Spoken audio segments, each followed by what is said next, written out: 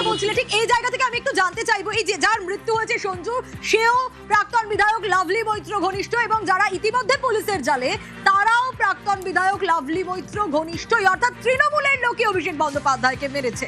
সেই জায়গা থেকে এলাকায় এরা ঠিক কিভাবে পরিচিত, এলাকায় এদের কিরকম ভাবে পরিচয় রয়েছে?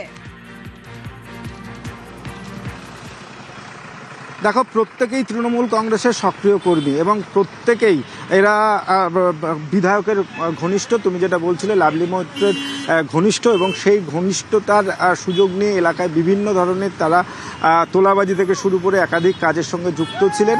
এবং যেটা অভিযোগ করা হচ্ছে বারে বারে যে অভিষেক বন্দ্যোপাধ্যায়ের ওপরে কেন হামলা, এই প্রশ্নের কিন্তু সদুত্তর খুঁজতে গিয়ে সেখানে দেখা যাচ্ছে যে এক অভিষেক বন্দ্যোপাধ্যায়ের যে আইপ্যাক, সেখানে তারা চান্স পাচ্ছিলেন না। দীর্ঘদিন ধরে বিভিন্নভাবে তারা পার্টির ওয়ার্কার হিসেবে কাজ করেছেন, সেখানে একটা ক্ষোভ জন্ম নিয়েছিল। এলাকার মানুষের অনুন্নয়নের জন্য তাদের ওপরেই দোষ চাপানো হতো, সেই একটা ক্ষোভ। এবং অভিষেক বন্দ্যোপাধ্যায়ের সঙ্গে যে দলের বা তৃণমূল ঘনিষ্ঠতার লাভলি মৈত্রের যে দূরত্ব বেড়েছিল, সেটাও কিন্তু একটা ক্ষোভের প্রকাশ হতে পারে। আর সেই কারণেই এই হামলা, এমনটা এখনো পর্যন্ত তথ্যে উঠে আসছে। কিন্তু যে কজন গ্রেপ্তার এবং আটক হয়েছে প্রত্যেকেই তৃণমূল কংগ্রেসের সক্রিয় কর্মী, লাভলি মৈত্রের ঘনিষ্ঠ, এমনটাই এলাকা থেকে জানা যাচ্ছে।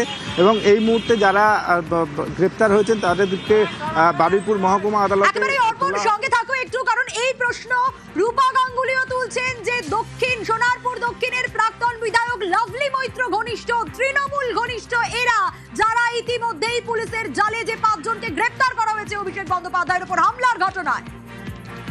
বেশ কিছু ছবি আছে আমার কাছে যে যাদেরকে আইডেন্টিফাই করা গেছে, আগের এমএলএ এর সঙ্গে তারা একদম নিত্যভাবে যোগসূত্র ছিল। আমি সর্বস্তরের যারা অফিসার্স আছেন তাদের অনুরোধ করব, প্রপার ইনভেস্টিগেশন হওয়া দরকার। ওরাই কেন, যাকে যুবরাজ বলে তারা এতদিন ধরে ডেকেছে অভিষেক, তাকে কেন এভাবে হেনস্থা করলো, ওদের বেশ কিছু লোক এটা অর্গানাইজ করেছে।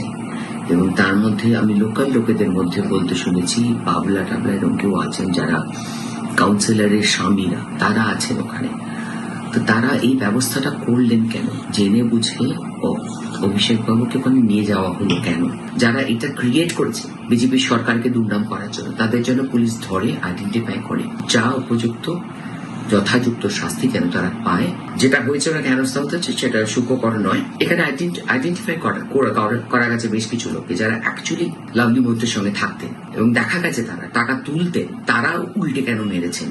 তার মানে তারা মানুষকে প্ররোচিত করেছেন, সাধারণ মানুষ জনতাকে প্ররোচনা দিয়েছে। এটা এক্ষুনি ইনভেস্টিগেশন প্রয়োজন।